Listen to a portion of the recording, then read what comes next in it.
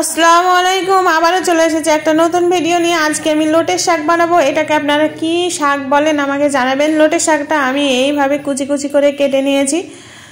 কেটে নিয়ে আমি একটা কড়া নিয়ে নিয়েছি। কড়াতে আজকে আমি লোটের শাকটা ঘুটে রান্না করব। তার জন্য কড়া দিয়ে দিয়েছি। প্রথমে তেল দিব না, তেল না দিয়ে শাকটাকে আমি এখানে কড়াইয়ের উপর দিয়ে দিলাম।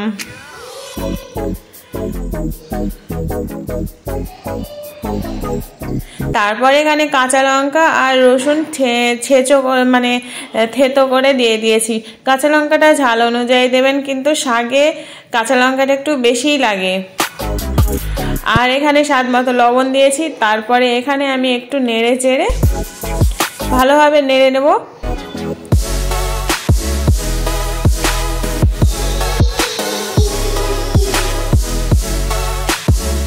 এইভাবে একটু ভালোভাবে নেড়ে চেড়ে একটু কিন্তু জল দেব না, জল না দিয়েই আমি ঢাকা চাপা দিয়ে দিলাম। ঢাকা চাপা থেকে দেখলাম যে জলটা অনেকটা বেরিয়েছে, আর আমি ভালো করে এইভাবে একটু নেড়ে দেখলাম। আর এই ফাঁকেই শাকটা কিন্তু অনেকটাই সেদ্ধ হয়ে যাবে, অনেকটা মানে পুরোটাই সেদ্ধ হয়ে গেছে।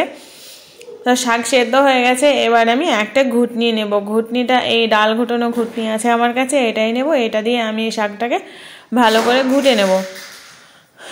ঘুটে নেওয়ার পরে আমি এখানে চালের গুঁড়ো দেব। আপনারা চাল ভিজিয়ে গুঁড়ো করে দিতে পারেন। এটা আমার চালের গুঁড়ো ছিল, সেটা আমি দিয়ে দিয়েছি।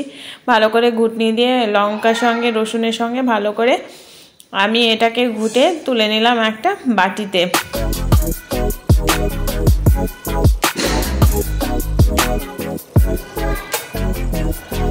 এবার আমি আবার কড়াটা ধুয়ে চলে এসেছি। আমি যেহেতু বড়ির ভাঙা দেবো, তার জন্য একটাই বড়ি নিয়েছি। এখানে শাকের পরিমাণটা কম ছিল, শাকের পরিমাণটা বেশি হলে বড়িটা দুটো দেবেন, কিন্তু তার বেশি দেবেন না, তাহলে শাকের স্বাদটা চলে যাবে আর বড়িটায় পাওয়া যাবে। শাকের সঙ্গে বড়িটা সবসময় যেন কম থাকে, তাহলে স্বাদটা ভালো হবে।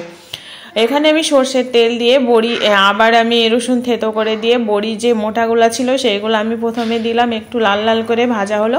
তারপর আমি যে বাকি গুঁড়োটা ছিল সেটা আমি দিয়ে দিয়েছি। এবার আমার বড়ি ভাজাটা কমপ্লিট হয়ে গেছে। এবার আমি যে শাকটাকে তুলে রেখেছিলাম সেই শাকটা দিয়ে দেব। দিয়ে এবার নেড়ে চেড়ে, আর কোনো কিছু দেব না, নেড়ে চেড়ে নামিয়ে নেব।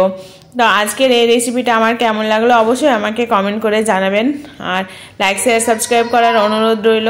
এই শাকটা অবশ্য বাড়িতে ট্রাই করে দেখবেন। গরম ভাতের সঙ্গে খুব ভালো লাগবে। গরম গরম ভাত আর গরম গরম শাক খেতে খুব ভালো লাগবে। আজকে এই পর্যন্ত, আবারও আসবো একটা নতুন ভিডিও নিয়ে। ততক্ষণ পর্যন্ত ভালো থাকবেন, সুস্থ থাকবেন। আল্লাহ হাফেজ।